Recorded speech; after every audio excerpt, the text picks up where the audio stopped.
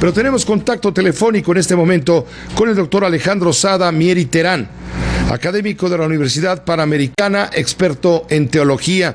Alejandro, muchas gracias por aceptar la llamada de Grupo Fórmula. Hola Pepe, al contrario, muy buenas tardes, un placer estar aquí. Al contrario, muchas gracias. Ha habido muchos discursos fuertes, duros, durísimos del Papa durante lo que va de su estancia en esta visita a nuestro país. Me ha llamado personalmente mucho la atención esta leída de cartilla a los obispos en la catedral el sábado, pero también no menos importante, han sido los mensajes a los políticos mexicanos. Por supuesto también el mensaje pastoral durante la misa en la Basílica de Guadalupe el sábado por la tarde, ayer en la misa multitudinaria masiva en Ecatepec. Doctor, y bueno, hoy el tema de los indígenas ya lo hemos narrado. ¿Cómo lo ves, Alejandro? ¿Cómo estás midiendo las palabras del Papa? Hola, ¿qué tal, Pepe? Nada más una aclaración, no me llevo todavía el título de doctor, entonces maestro está bien, Pepe. Muchas gracias. Me ha fascinado, me ha encantado la visita del Papa. Una cosa que me ha admirado es su insistencia en apuntar a la Virgen de Guadalupe. Ha sido como el centro, el eje, el núcleo de su visita, y me da la impresión de que él intenta despersonalizarse, es decir, él no quiere ser el centro de atención, no quiere que las lumbreras estén apuntándole a él, porque él sabe que él es un mensajero. Se ha intentado él mismo convertir en un signo que apunta a una realidad diferente. No quiere que nos quedemos en el show de ver al Papa, en el show de ver pasar unos segundos el papamóvil, sino que quiere que miremos a esa realidad hacia la que nos está apuntando, ¿no? En este caso, representada, recogida toda en la imagen de Nuestra Señora de Guadalupe. Alejandro, ¿qué es lo que más te ha llamado la atención de los eventos y distintos mensajes del Papa expresados, insisto, con dureza? A mí me ha encantado especialmente el discurso que le dio a los señores obispos, y ahora estaba leyendo algunas de las declaraciones, comentarios, mensajes que el Papa estaba aportando acerca del tema de la familia. Eso también ha sido fantástico. Sobre el tema de los obispos, me llamó mucho la atención una expresión que dice el Papa. Dice el Papa que los obispos deben de imitar la libertad de Dios, pero anota a continuación que Dios es omnipotentemente débil, o dice la debilidad omnipotente de Dios, y eso es maravilloso, porque Dios nos presenta una versión de la bondad, de la grandeza, que es inversa a la lógica humana.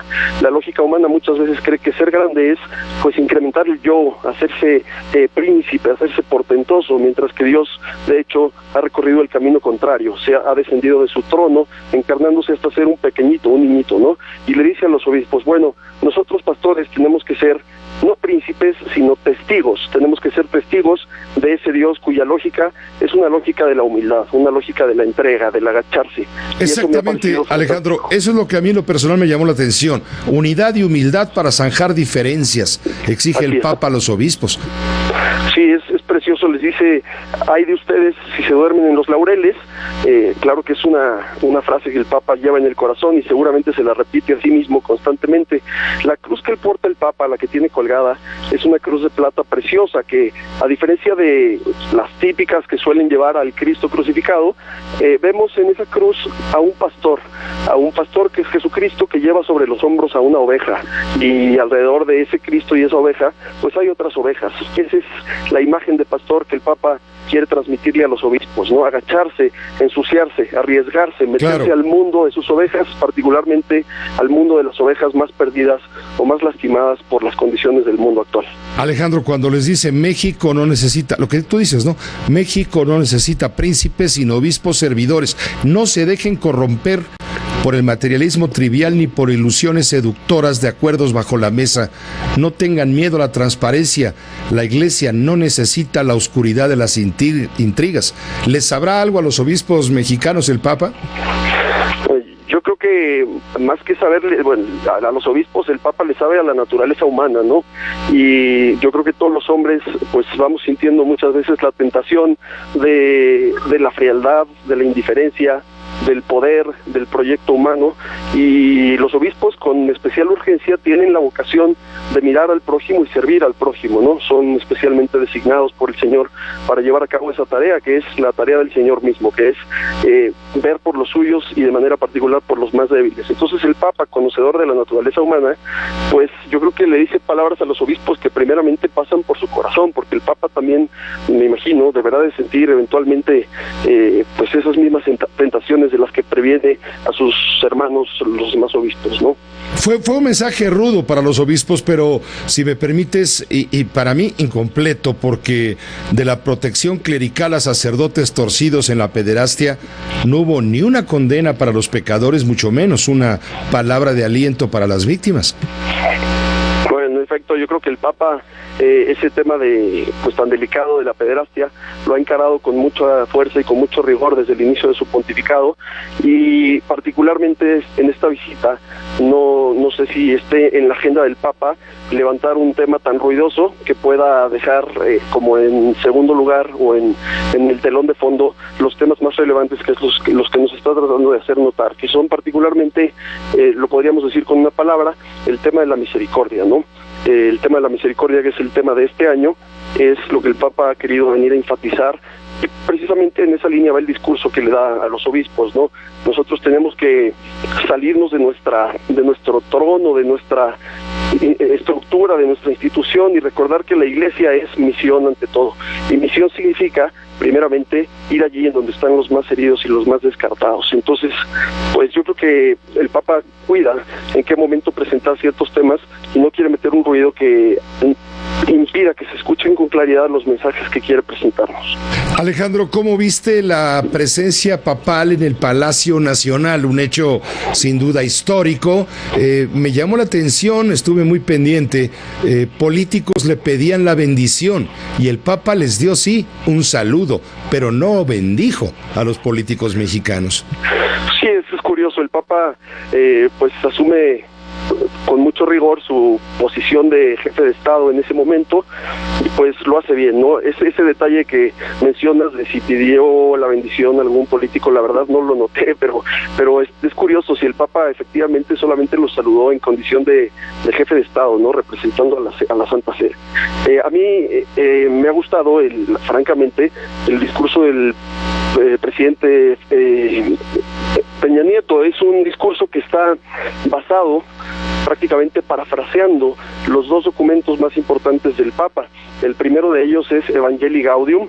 En ese documento el Papa expone abundantemente y con mucho detalle pues cuál es la agenda de su pontificado, y es la agenda que ha venido a tratar de encarnar en México, que México se sume a ese proyecto que es una reforma en el corazón humano para que asimilemos lo que significa ser cristianos, que en el fondo es ser misericordiosos y ser portadores del amor de Cristo.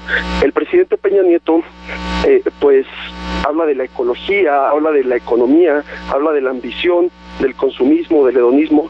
Prácticamente, insisto, podemos leer esos mensajes en los dos documentos que son Evangelii Gaudium y Laudato Si, y invito a los radioescuchas a que les echen un ojo a estos documentos, porque verán que el presidente Peña Nieto pues prácticamente acepta íntegramente pues la reforma que está tratando de hacer el Papa en la Iglesia y en el mundo.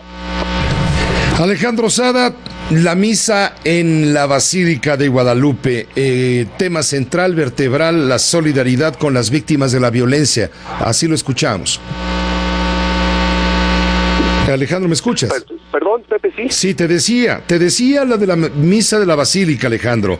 Esta solidaridad expresada por el Papa con las víctimas de la violencia. Otro tema crucial en México.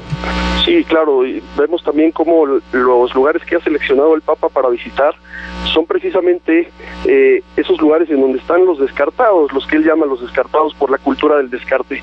Unos de esos descartados, en cierto sentido, son los que padecen la violencia, que desgraciadamente en México se ha visto fuertemente sacudida por ella. Entonces, pues claro que el Papa está atento a ese problema, sabe que la violencia, en el fondo, es una de las consecuencias de esos tres pecados que mencionaba ayer el Papa Francisco en su homilía. Uno era la ambición por la riqueza, llenarse los bolsillos a costa del otro. La otra era la vanidad y la otra el orgullo. El tronco común de esos pecados es el crecimiento del yo por encima o a pesar del otro. Entonces, por supuesto, el resultado de ese crecimiento del yo por encima del otro es terrorismo, violencia, beneficio de unos pocos a costa de la desgracia de muchos.